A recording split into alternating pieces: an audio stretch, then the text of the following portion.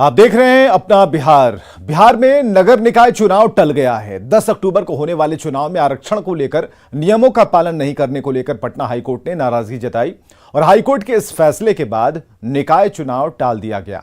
अदालत के इस फैसले को लेकर सियासत भी तेज हो गई है।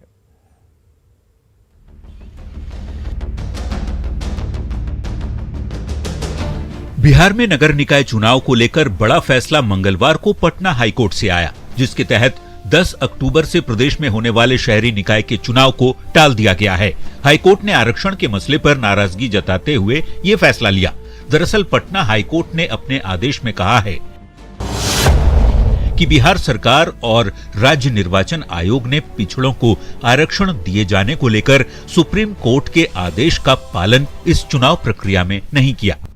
मंगलवार को पटना हाईकोर्ट के चीफ जस्टिस संजय करोल और एस कुमार की बेंच ने फैसला सुनाते हुए राज्य निर्वाचन आयोग पर नाराजगी जताई और कहा कि स्थानीय निकाय चुनाव को लेकर सुप्रीम कोर्ट ने जो ट्रिपल टेस्ट की प्रक्रिया का पालन करने का निर्देश दिया था, उसका पालन बिहार में सही तरीके से नहीं हुआ। वहीं इस मामले पर अब सियासत तेज हो गई है। नगर निकाय पर हाईकोर्ट का फैसला यह बताता है कि आज तक जितने भी पिछड़ों अति पिछड़ों को आरक्षण बिहार में मिला है वह सब भारतीय जनता पार्टी के बदौलत था। नीतीश कुमार की जिद का परिणाम है कि बिहार के नगर निकाय चुनाव के अंदर अति पिछड़ों के आरक्षण को पटना हाईकोर्ट को समाप्त करना पड़ा है। उच्च न्यायालय का यह फैसला काफी दुर्भाग्यपूर्ण है और केंद्र सरकार साथ ही भारतीय जनता पार्टी दोनों की गहरी साजिश का यह परिणाम है। हाईकोर्ट के इस फैसले के बाद अब सुप्रीम कोर्ट की ओर से तय किए गए ट्रिपल टेस्ट की प्रक्रिया निर्वाचन आयोग को पूरी करनी होगी। ट्रिपल टेस्ट प्रक्रिया का सुप्रीम कोर्ट ने आखिर निर्देश क्या दिया है, वो भी जान लीजिए। ओबीसी के पिछड़ेपन पर आंकड़े जुटाने के लिए विशेष आयोग के गठन का निर्देश है। आयोग की अनुशंसा पर प्रत्येक निकाय में ही आरक्षण का अनुपात तय किया जाए। SC, ST, OBC के लिए आरक्षण की सीमा कुल सीटों का 50% से ज्यादा ना हो। फिलहाल बिहार में नगर निकाय चुनाव को लेकर पटना हाईकोर्ट के फैसले के बाद उन प्रत्याशियों को मायूसी हाथ लगी है जिन्होंने नामांकन कर दिया है। न्यूज 18 के लिए पटना से रवि एस नारायण, शैलेंद्र और आनंद अमृतराज की रिपोर्ट। अपनी ही सरकार के खिलाफ बयानों से सुर्खियों में रहने वाले सुधाकर सिंह को कृषि मंत्री पद से हटना पड़ा। पहले पूर्व कृषि मंत्री अधिकारियों को घूसखोर बताकर सिस्टम की कलई खोल रहे थे, लेकिन अब वो सरकार में बैठे उन लोगों को चुनौती दे रहे हैं जो व्यवस्था के खिलाफ तो हैं लेकिन मौन हैं।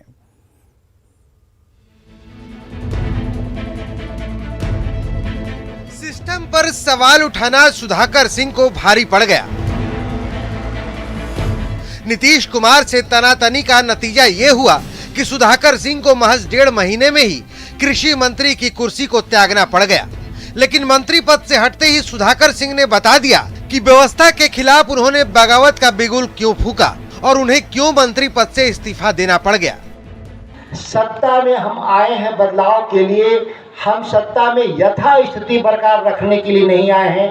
कम से कम मुझसे अपेक्षा लोगों को नहीं करना चाहिए और जिन लोगों ने लगा कि हम इस व्यवस्था के लिए फिट नहीं है, मैं उनको अलविदा कहने में देर नहीं किया, हमको अलविदा करने में देर नहीं किया।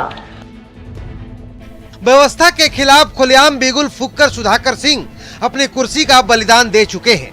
अब बारी है चुनौतियों की, जो अब सरेआम सुधाकर सिंह उन लोगों को दे रहे हैं जो व्यवस्था के खिलाफ मौन है। वो लोग का चुनौती दे रहे हैं मुझे, जिनको कुर्सी प्यारी होगी और कुर्सी के लोग कुर्सी पे चिपकने वाले नीतीश कुमार के नेतृत्व में जो लोग होंगे, मुझे उसकी चिंता नहीं है। मैं 25 तक एमएलए हूं, मैं रहूंगा, ये रोक नहीं सकता मुझे। और 25 तक सड़क से लेकर सदन तक जितनी ताकत होगी उस ताकत के साथ बोलेंगे। दरअसल सुधाकर सिंह लगातार सिस्टम के खिलाफ आवाज उठा रहे थे, अधिकारियों को घुसखोर बता रहे थे और कृषि रोडमैप पर प्रहार कर रहे थे। लिहाजा रविवार को उन्हें इस्तीफा सौंपना पड़ा। माना जा रहा है कि नीतीश कुमार से तनातनी ही सुधाकर के त्याग पत्र का कारण बन गया। न्यूज 18 के लिए कैमूर से अभिनव कुमार की रिपोर्ट। तो सुधाकर सिंह के ताजा बयान पर सियासी घमासान मच गया। कांग्रेस ने उनके बयान पर हमला बोला तो बीजेपी ने कहा वो भ्रष्ट पार्टी को पहले छोड़ें फिर बदलाव की बात करें। पार्टी के सरगना स्वयं भ्रष्टाचार में लिप्त माननीय लालू प्रसाद यादव जी, जो स्वयं यात्राओं जेल का इतना कर लिए हैं और आने वाली स्थितियां में पूरा का पूरा दिखाई दे रहे हैं कि जिस पार्टी से वो पार्टी भ्रष्टाचार में लिप्त पार्टी है, तो शायद उनको वहाँ सूट ना कर रहा हो, वहाँ स्वयं का ना रहा हो। तो आज कुछ भी कहें, ये अपने आप में बिहार की जनता समझती है कि केवल इस्तीफा देने से मात्र नहीं है, जो जड़ की समाप्ति का जो आयाम है वो पूरा निश्चित तौर पर कभी होगा ही नहीं, चूंकि जड़ ही भ्रष्टाचार से लिप्त होते हुए प्रारंभ होने वाली वो पार्टी है आरजेडी। इसलिए जो भी दिए हैं, जो भी परिणाम करने का काम करे, उसका कोई असर बिहार की जनता पर नहीं पड़ रहा है। क्या नेक इरादे नेक प्रयासों से सफल होते हैं? इस तरह से नहीं सफल होते। एकदम चीप पब्लिसिटी स्टंट कर रहे थे आप, वरना ये मानने में किसी को इनकार नहीं है कि विभागों में लाल फीताशाही है, भ्रष्टाचार है, लेकिन भ्रष्टाचार को खत्म करने के जो तरीके आप बता रहे थे वो तरीके तालिबानी हैं, हिंदुस्तानी नहीं है। मैं तो एक कदम आगे निकल के कहना चाहता हूं कि अगर वो सत्ता में परिवर्तन के लिए इस्तीफा किया है तो तेजस्वी यादव जी को एक कदम आगे निकल के इस्तीफा करना चाहिए, किसानों के हित में। ये बिहार जय जयकार उनका करेगा और भ्रष्टाचार के खिलाफ में वो समझौता नहीं करते हैं, जीरो टॉलरेंस दिखाते हैं। यह बात पूर्ण तौर पे साबित करने में सहायक होगा। जनसुराज पदयात्रा के दौरान पश्चिम चंपारण के जमुरिया गांव में प्रशांत किशोर ने एक बार फिर सीएम नीतीश कुमार पर जमकर हमला बोला। प्रशांत किशोर ने कहा कि साल 2014 में लोकसभा चुनाव हारने के बाद नीतीश कुमार ने दिल्ली आकर उनसे मदद की गुहार लगाई थी और आज वे मुझे ज्ञान दे रहे हैं। हमको समझ रहा है कि आके धतिया देंगे, हम धतियाने वाले हैं, बढ़िया बढ़िया आदमी का नाक में दम कर देंगे। ये अभी नीतीश कुमार मुख्यमंत्री बन के बहुत होशियार बन रहे हैं। 15-14 में चुनाव हार गया था, दिल्ली आया मेरे पास पूछने के लिए, चलिए हमारी मदद कीजिए। महागठबंधन बना के सरकार जिताने में हम लोगों ने कन्ना लगाया, अब वह बैठ के हमको ज्ञान दे रहा है। अभी 10-15 दिन पहले आपने देखा होगा मीडिया के माध्यम से घर पर बुलाकर बोले कि आइए हमारा पार्टी लीड कीजिए। हमने कहा नहीं हो सकता है। अभी विधानसभा की 2 सीटों पर होने वाले उपचुनाव में जहां महागठबंधन के A to Z के दावे की परीक्षा होगी, वहीं नीतीश कुमार के अलग होने के बाद एनडीए भी अपनी ताकत आंकेगा। बदले समीकरण में चुनाव के नतीजों से 2024 के लोकसभा और फिर अगले विधानसभा चुनाव की रणनीति तय होगी। 3 नवंबर को मोकामा और गोपालगंज सीट के लिए मतदान है। दोनों पक्षों ने जीत का दावा किया है। पूरी मजबूती के साथ एनडीए चुनाव लड़ने जा रही है और दोनों सीटों पर जनता जवाब देगी नीतीश कुमार जी को। जिस तरह उन्होंने पलटना सीखा, अब जनता उनको सल्टाना भी काम शुरू करेगी और यह उपचुनाव अपने आप में अनोखा होगा। मोकामा और गोपालगंज दोनों सीटों पर एनडीए की जीत होगी। चुनाव लड़ा जाएगा। महागठबंधन में 7 घटक दल हैं, सभी दल समन्वय के साथ चुनाव लड़ेंगे और भारी मतों के अंतर से हमारे उम्मीदवारों की जीत होगी। क्योंकि विपक्ष में जो भारतीय जनता पार्टी है, यह भारतीय जुमला पार्टी है। केंद्र की सत्ता में भी ये लोग सिर्फ झूठे वादे करके आए, आज तक डबल इंजन का ढकोसला दिया, लेकिन बिहार के साथ पक्षपातपूर्ण रवैया ही अख्तियार किया है। इनके उम्मीदवारों को जनता धूल चटा देगी। एक सीट मोकामा की आरजेडी की सिटिंग सीट थी, दूसरे सीट जो गोपालगंज से थे वो बीजेपी के थे।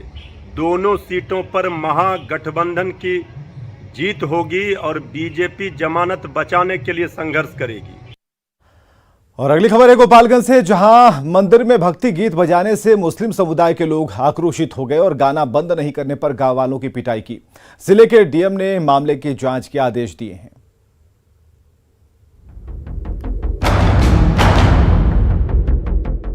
गोपालगंज के एक डेरवा पुरानी टोला में मंदिर में भक्ति गीत बजाने को लेकर जमकर विवाद हो गया।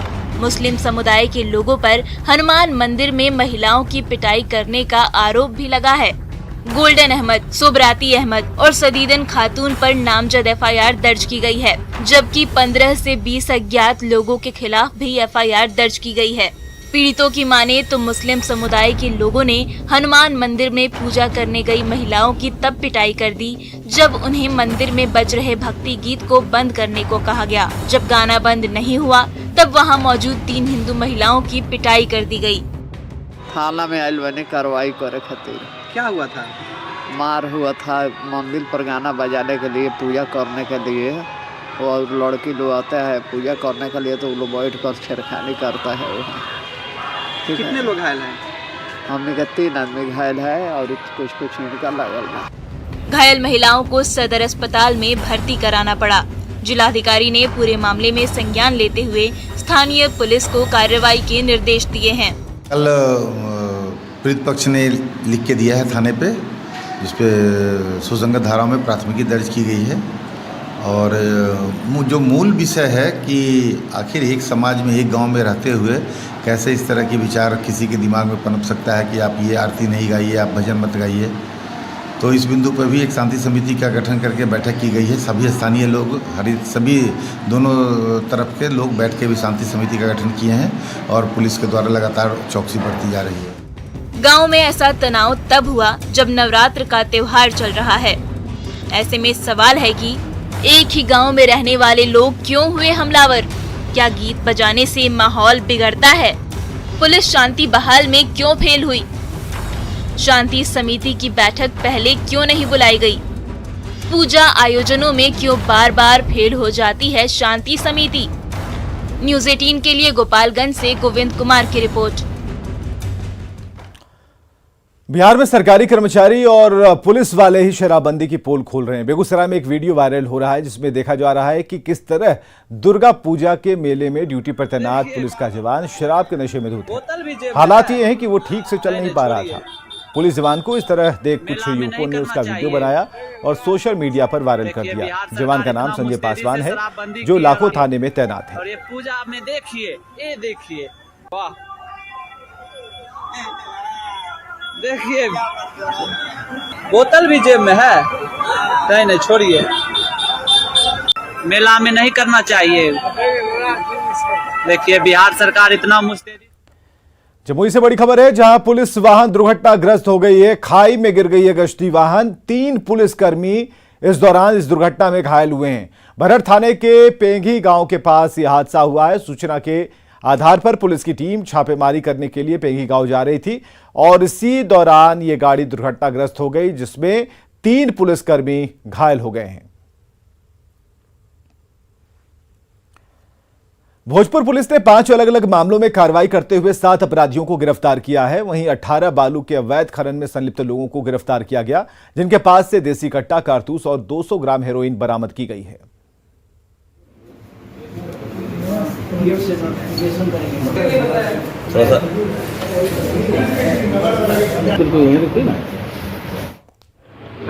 क्योंकि अभी आप देख रहे हैं कि कुछ दिनों से अवैध खनन पे भोजपुर पुलिस की टीम एवं भोजपुर खनन के जो टीम है वो साथ में टीम अप करके लगातार अवैध खनन को रोकने की प्रयास कर रही है। और इसी प्रयास में हम लोग बहुत दिनों बाद रात्रि में, क्योंकि रिस्की होता है रात में नदी पे ऑपरेशन करना, फिर भी हमने किया है और 2 नाव को बरामद किया है। इसमें खनन पदाधिकारी भी थे, कोइलवर थाना थी और कोइलवर थाने के कुछ सब इंस्पेक्टर्स थे। और बारिश ने दशहरा मेले की रौनक फीकी कर दी। मधेपुरा में बारिश से दुकानदारों को काफी नुकसान हुआ है। गौशाला मेला परिसर में पानी भरा है, जिससे दुकानदारों का सामान बर्बाद हुआ। वहीं लोग भी कम संख्या में पहुंच रहे हैं।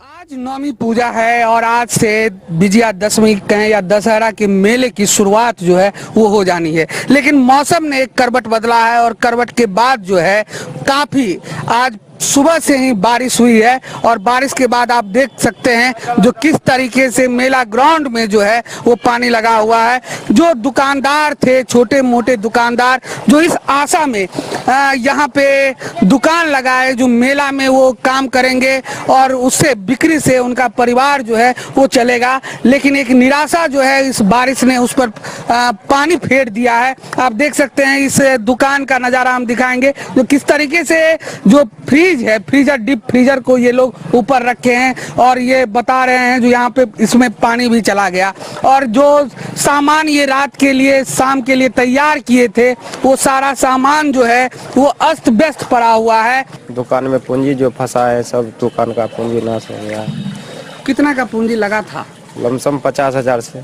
रोल था, चाउमीन था, मोमो था, बर्गर था, जिसमें 17,000 रुपया खर्च करके दुकान किए थे और एक खिलौना दुकान में 33,000 रुपया फंसाए हैं और जगह का हम 1,500 रुपया दे के यहाँ पे जगह रखे हुए हैं। जो मौसम आप देख सकते हैं, जो मौसम जो है अभी खराब चल रहा है और जो लोगों की आशा के अनुसार जो व्यवसाय की लोगों की आशा थी वो आशा भी पूरी नहीं हो पा रही है। मध्यप्रदेश से न्यूज 18 के लिए तुर्बसु की रिपोर्ट। बारिश की वजह से पटना के गांधी मैदान में होने वाले रामलीला और रावण वध कार्यक्रम का असर पड़ता दिख रहा है। अब तक रावण, कुंभकर्ण और मेघनाथ के पुतले को खड़ा नहीं किया जा सका है। वहीं मैदान में भी पानी जमा है। हालांकि दशहरा कमेटी का कहना है कि पुतलों को वाटरप्रूफ बनाया गया है और समय से सभी तैयारियां पूरी हो जाएंगी। पटना में नवरात्र के दौरान हो रहे बारिश का असर हर साल गांधी मैदान में होने वाले रावण वध और रामलीला महोत्सव पर साफ तौर पर दिखाई दे रहा है। हम इस वक्त गांधी मैदान की तस्वीर दिखा रहे हैं जहां लगातार बारिश हो रही है। कहा जा सकता है कि कल से ही रुक रुक कर बारिश हो रही है पटना में और कहीं ना कहीं दुर्गा पूजा का जो मेला है वो एक तरीके से फीका पड़ता नजर आ रहा है और अब जो रावण वध की तैयारी है उस पर भी इसका असर साफ तौर पर दिखाई दे रहा है। जो पुतले हैं, देखिए इन पुतलों को यहाँ पर बनाकर रख दिया गया है। रावण, कुंभकर्ण, मेघनाथ सहित तमाम जो पुतले हैं यहाँ पर वो बना के रखा गया है। लेकिन अब तैयारी इस बात की है कि इन्हें खड़ा किया जाना है और इसके लिए अब जो दशहरा कमेटी है उसके सामने कई चुनौतियां हैं। इस बार भी चुनौती है, लेकिन ऐसा हम लोग के साथ 4-5 बार हुआ है कि हम लोग को बारिश में भी रावण वध करना पड़ा है और रावण वध हुआ है। बारिश के कारण कभी रावण झुक भी गया है, लेकिन फिर भी रावण जला है और इस बार भी जलेगा। सबसे बड़ी बात है कि पिछली जो चुनौतियां थीं या पिछले बार जो गड़बड़ी हुई उससे सीख लेते हुए इस बार खास तैयारी की गई है और यहाँ आप लोगों ने कहा कि उसमें पटाखे अच्छे से जले इसलिए तैयारी की गई, लेकिन ये जो पूरा मैदान है ये भी गीला दिखाई दे रहा है, इन्हें भी सुखाना एक बड़ी चुनौती होगी। हजारों संख्या ये हर साल जो है मानिए 10 साल में 7 साल जो है दशहरे के समय बारिश हो जाती है और इससे हम लोग यूज टू हैं। इसकी व्यवस्था भी उन्होंने कर रखी है। सैकड़ों ट्रक बालू जो है कल सुबह से यहाँ गिरना शुरू हो जाएगा। जहाँ पर भी पानी भरा हुआ है उस जगह को बालू से कवर करके सुखा दिया जाएगा कि लोगों को आने में, जाने में और मेले को चलने में कोई दिक्कत नहीं हो। इस भी पटना में पिछले कई दिनों से लगातार हो रही है, तो इस बीच कहा जा सकता है कि एक बड़ी चुनौती दशहरा कमेटी के सामने है। शैलेंद्र, न्यूज 18 पटना। बिहार के जल संसाधन मंत्री संजय झा ने दरभंगा एयरपोर्ट का निरीक्षण किया। दरअसल सोमवार को संजय झा केंद्रीय उड्डयन मंत्री ज्योतिरादित्य सिंधिया से मुलाकात की थी। संजय झा ने बताया कि सीएम नीतीश के निर्देश पर दरभंगा एयरपोर्ट को लेकर केंद्रीय उड्डयन मंत्री से उनकी बात हुई। संजय झा ने दरभंगा एयरपोर्ट से बढ़े हवाई टिकट को लेकर भी नाराजगी जताई। साथ ही टिकट के उच्चतम दरों की सीमा भी तय करने की मांग की। वहीं दरभंगा से जल्द फ्लाइट की संख्या बढ़ाने की भी मांग की गई और साथ ही बिहार के अन्य एयरपोर्ट के विकास को लेकर उन्होंने केंद्रीय उड्डयन मंत्री से बातचीत की। केंद्र सरकार के विभाग के मंत्री हैं, उनसे आग्रह किया कि आपका सबसे सक्सेसफुल एयरपोर्ट है उड़ान स्कीम का और ये एयरपोर्ट का हाल ये हो गया है कि लोग अब यहाँ से पटना जाते हैं फ्लाइट पकड़ने के लिए, लोग यहीं से पकड़ते थे और उसका वजह ये है या तो स्पाइस जेट अब दूसरा उसमें उड़ा नहीं सकता कॉन्ट्रैक्ट के हिसाब से, तो या तो वो उड़ाए लेकिन उसके पास जहाज़ तो है नहीं, या आप दूसरे एयरलाइन को जो टाइम स्लॉट है जो वो उसको मिला हुआ है वो टाइम स्लॉट दूसरे को दीजिए। एक और सेकंड, फेयर का कैपिंग कीजिए। उड़ान स्कीम में टैक्स में छूट रहता है नॉर्मल एयरपोर्ट से, तो कैपिंग कीजिए। इससे ज़्यादा का वो नहीं फेयर ले सकता और जब तक जहाज नहीं बढ़ेगा, उड़ान नहीं बढ़ेगा, छठ आने वाला है, दीपावली आने वाला है, ऐसे ही इतने लोग आते हैं। 17 जिला उत्तर बिहार के लोग आते हैं, नेपाल झारखंड तक के लोग यहाँ लैंड करते हैं, तो इतना बड़ा कैचमेंट एरिया, तो उनको जानकारी मिली, उन्होंने पॉजिटिव रिस्पांस दिया। उन्होंने तुरंत विभाग के जो लोग उनके साथ वहाँ थे उनको कहा कि इसको इमीडिएटली देखने के लिए। सोशल मीडिया पर एक वीडियो तेजी से वायरल हो रहा है। वीडियो मुंगेर जिला अंतर्गत पड़ने वाला कच्ची कांवरिया पथ का बताया जा रहा है, जिसमें एक शिव भक्त अपने हाथों के बल चलता देखा जा सकता है। बताया जा रहा है कि शिव भक्त हाथों के बल चलकर सुल्तानगंज से देवघर की यात्रा कर रहा है। यह शिव भक्त उत्तर प्रदेश के बलिया जिले के रसड़ा नाथनगर के रहने वाला 46 साल का अशोक गिरी है, जो 12 अगस्त के सावन महीने की पूर्णिमा को सुल्तानगंज से गंगा जल लेकर हाथ के बल बाबा वैद्यनाथ के दरबार पहुंचने का संकल्प लेकर अपनी यात्रा शुरू की थी और संकल्प है कि 108 दिन के अंदर ये यात्रा पूरी